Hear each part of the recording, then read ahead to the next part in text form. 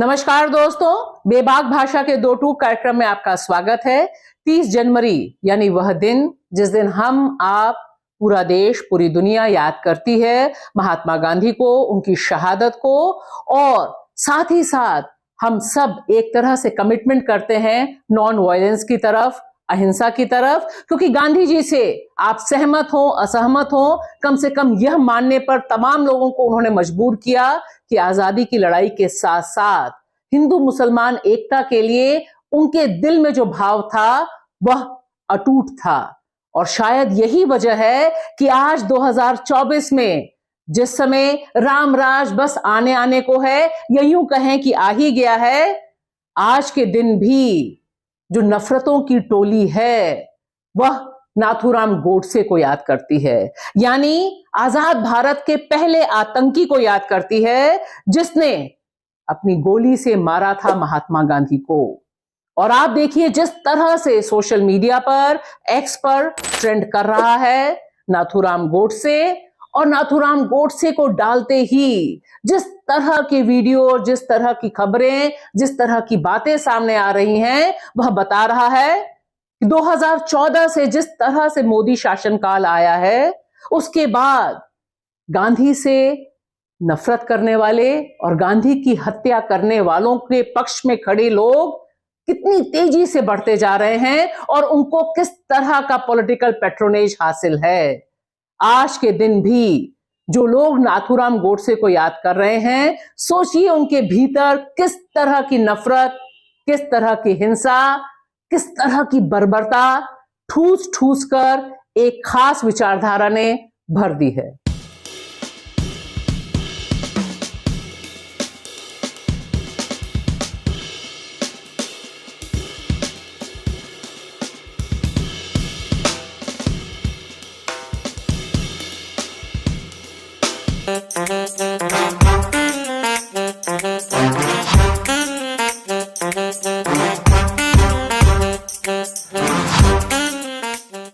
ध्यान से देखिए, यह ट्वीट एक्स मीडिया पर डाला गया, यह सोशल मीडिया पोस्ट, यह जिस शख्स ने डाला है वह दरअसल यह बताता है कि किस तरह से जो नफरत के पुजारी हैं वो पहले आतंकी को याद करते हुए किस तरह से आतंकवादी सोच के जरिए आज भी सक्रिय हैं।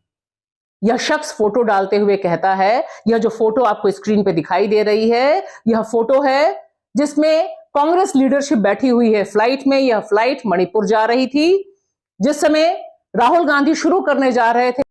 यह शख्स लिखता है कि वह भी अगर इस फ्लाइट का पायलट होता तो नाथूराम गोडसे की तरह और उससे बड़ा काम यह कर सकता था। मतलब और मकसद बिल्कुल साफ है, वह अपने राजनीतिक प्रतिद्वंदियों की हत्या की बात कर रहा है, उनकी सफाई की बात कर रहा है।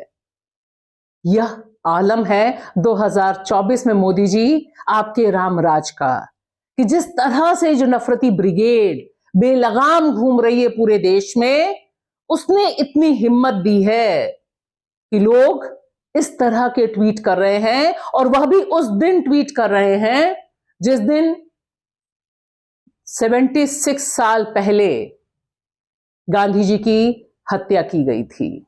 यह लिंक देखिए, यह विकास क्रम देखिए, जिस विकास विकास और विकसित भारत की दुहाई देते हैं आप, ये है वह दरअसल विकसित भारत जहां पर पॉलिटिकल अपोनेंट को खत्म करने की बात होती है। यहां बात ईडी की बात नहीं है, यहां बात बाकी जांच एजेंसियों के जरिए विपक्ष को खत्म करने की बात नहीं है। यहां पर वह फिजिकली एनहिलिएट करने की बात कर रहे हैं, उस तरफ इशारा कर रहे हैं। और देखिए इस तरह के जो एक्स हैंडल्स हैं इनको कोई बैन नहीं करता। सोशल मीडिया पे जो नफरत फैलाने वाले लोग हैं इन्हें कोई बैन नहीं करता।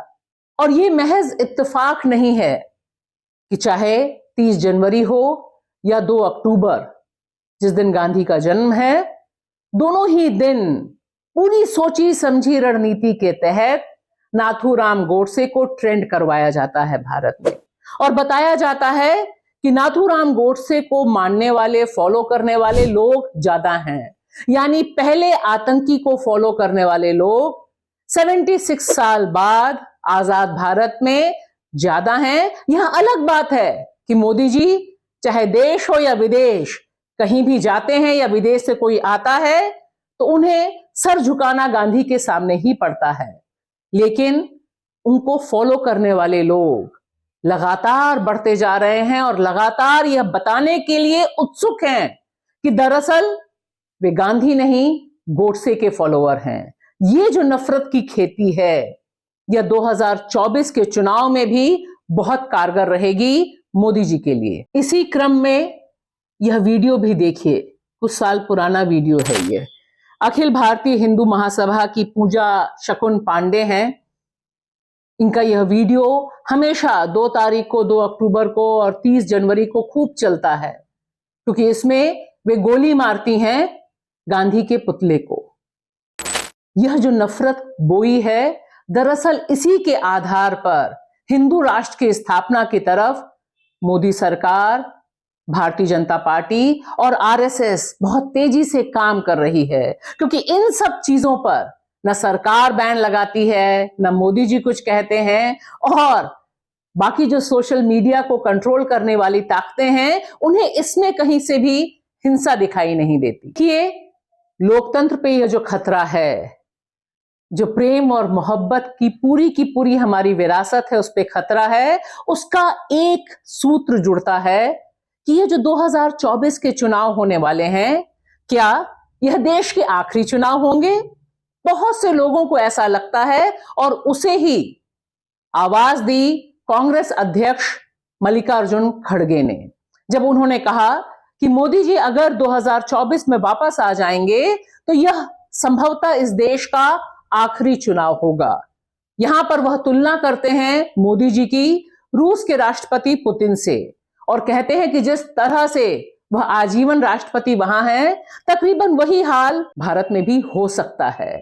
और जिस तरफ इशारा मल्लिकार्जुन खड़गे कर रहे हैं, वह बहुत गंभीर संकट भारतीय लोकतंत्र के लिए है।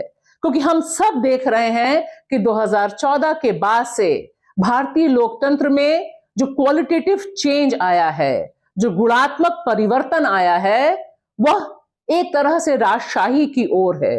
मोदी जी जो भी चाहते हैं तकरीबन उसी ढंग से उसे एग्जीक्यूट करते हैं। जिस सरकार को गिराना चाहते हैं, उस सरकार को गिराने के लिए ईडी से लेकर तमाम एजेंसियां बिल्कुल बेलगाम दौड़ती हुई दिखाई देती हैं। इस समय झारखंड के मुख्यमंत्री हेमंत सोरेन के पीछे बिल्कुल सर पर दौड़ी जा रही हैं। दिल्ली पहुंचती हैं, तमाम जगहों पहुंचती हैं, पूरा का पूरा मीडिया सिर्फ और सिर्फ वही कवरेज करता है। नहीं तो बिहार जैसा ऑपरेशन होता है जहां साइलेंटली नीतीश बाबू पलटी बाबू बनते हैं और फिर बीजेपी के साथ चले जाते हैं, या फिर महाराष्ट्र। और जो राज्य सरकारें इस तरह से नहीं हो पाती, वे दिल्ली में अरविंद केजरीवाल की तरह एक के बाद एक सम्मन को देखती रहती हैं, झेलती रहती हैं। यानी जो विपक्षहीन राजनीति की तरफ 2024 में भारतीय लोकतंत्र बढ़ रहा है, उसमें अगर मोदी जी की चली और बस चला, मोदी जी हैं तो मुमकिन है हुआ, तो निश्चित तौर पर 2024 के बाद किस तरह के चुनाव होंगे, किस दिशा वाले चुनाव होंगे, इस बारे में ना आप कुछ कह सकते हैं, ना हम, और शायद भक्तगण भी नहीं कह सकते। लेकिन आज गांधी को याद करते हुए बस इतना ही कहा जा सकता है कि यह वतन अभी भी गांधी, अंबेडकर, भगत सिंह को याद करने वालों का वतन है, जिसमें देश की मिट्टी के प्रति जो प्रेम है वह अमिट है। शुक्रिया।